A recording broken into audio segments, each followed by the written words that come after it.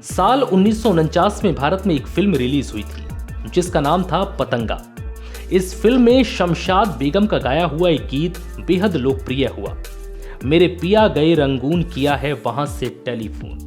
दरअसल गाने में जिस रंगून शब्द का इस्तेमाल किया गया है, ये रंगून उस समय म्यांमार बर्मा की ही राजधानी हुआ करती थी, जो इन दिनों एक बार फिर से दुनिया भर में अपने राजनीतिक उथल पुथल के लिए चर्चा में है। सबसे पहले आपको म्यांमार के बारे में कुछ बता देते हैं। ये म्यांमार का फ्लैग है जो इस वक्त आप अपनी स्क्रीन पर देख रहे हैं। यहाँ की पॉपुलेशन 2019 की गणना के मुताबिक 5 करोड़ 40 लाख के करीब है। म्यांमार, जो कि पहले बर्मा हुआ करता था, वो भारत, बांग्लादेश, चीन, लाओस और थाईलैंड की सीमा से 100 से ज्यादा जातीय समूहों का एक दक्षिण पूर्व एशियाई देश है। यंगून पूर्व में जो कि रंगून था, ये देश का सबसे बड़ा शहर है। इस देश का औपचारिक नाम अब भले ही म्यांमार हो चुका है, लेकिन इसका पुराना नाम बर्मा है। इसकी राजधानी का नाम भी बदलता रहा है, जो कभी रंगून तो कभी यंगून रहा। अब इसकी राजधानी नायपिटा है। हाल ही में म्यांमार की सेना ने देश की सर्वोच्च नेता आंग सान सू की समेत सत्ताधारी party national league for democracy के नेताओं को गिरफ्तार कर सत्ता अपने हाथ में ले ली और यहां अब सेना का शासन लागू हो गया। यानी कि इस देश की कमान सेना के हाथ में है और वो ताकत जो हमारे देश के प्रधानमंत्री के पास होती है, वो सभी ताकत इस देश के सेना प्रमुख के हाथों में आ गई है।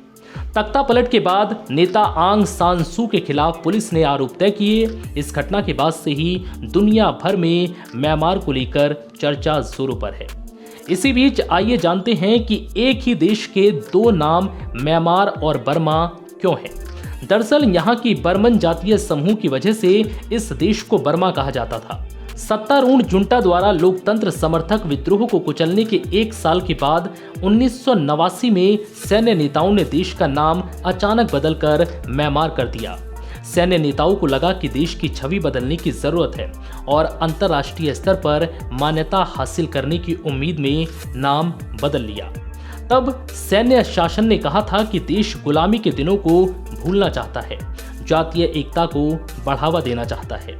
देश का नाम भले ही बदल दिया गया, लेकिन दुनिया के ज्यादातर देशों ने नए नाम का उपयोग करने से इनकार कर दिया और जुंटा का विरोध किया। हालांकि धीरे धीरे इस नए नाम का इस्तेमाल शुरू किया गया और ये प्रचलन में आ गया। दमन कम हुआ और अंतर्राष्ट्रीय स्तर पर विरोध भी कम हुआ, तो म्यांमार शब्द प्रचलन में आ गया। म्यांमार को लेकर अमेरिका के रुख में नरमी बहुत बाद में आई। 2012 में इस देश की यात्रा पर तत्कालीन राष्ट्रपति बराक ओबामा ने बर्मा और म्यांमार दोनों नामों का इस्तेमाल किया, लेकिन अमेरिकी सरकार अब भी औपचारिक तौर पर इस देश का नाम बर्मा ही लिखती है। मौजूदा अमेरिकी राष्ट्रपति जो बाइडेन ने अपने बयान में बर्मा नाम का ही उल्लेख किया है। उन्होंने कहा है कि अमेरिका ने लोकतंत्र की दिशा में प्रगति के आधार पर पिछले एक दशक में बर्मा पर प्रतिबंध हटा दिए थे, लेकिन अब उन प्रतिबंधों का तत्काल रिव्यू करना जरूरी होगा। म्यांमार में एक लंबे समय तक आर्मी का राज रहा है। साल 1962 से लेकर साल 2011 तक देश में मिलिट्री जनता की तानाशाही रही है। साल 2010 में म्यांमार में आम चुनाव हुए और 2011 में म्यांमार में नागरिक सरकार बनी, जिसमें जनता द्वारा चुने हुए प्रतिनिधियों को राज करने का मौका मिला। नागरिक सरकार बनने के बाद भी असली ताकत हमेशा सेना के पास ही रही। इसी का नतीजा रहा कि यहाँ अब एक बार फिर तख्ता पलट हो गया और यहाँ की सबसे बड़ी नेता आंग सान सू को सेना ने हिरासत में ले लिया और देश में सेना का शासन लागू कर दिया। म्यांमार में लोकतंत्र के लिए लड़ाई को लेकर नोबेल पुरस्कार जीतने वाली आंग सान सू की पार्टी ने पिछले साल नवंबर के चुनावों में संसद की 476 सीटों में से 396 सीटों पर कब्जा किया, लेकिन सेना के पास 2008 के सैन्य मसौदे संविधान के तहत कुल सीटों का 25% है और कई प्रमुख मंत्री पद भी सेना के लिए आरक्षित रहा है।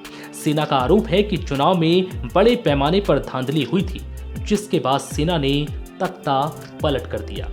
फिलहाल इस वीडियो में इतना ही। ये वीडियो आपको कैसा लगा हमें कमेंट करके जरूर बताएं। साथ ही इस वीडियो को लाइक करें और इस चैनल को सब्सक्राइब करना बिल्कुल ना भूलें।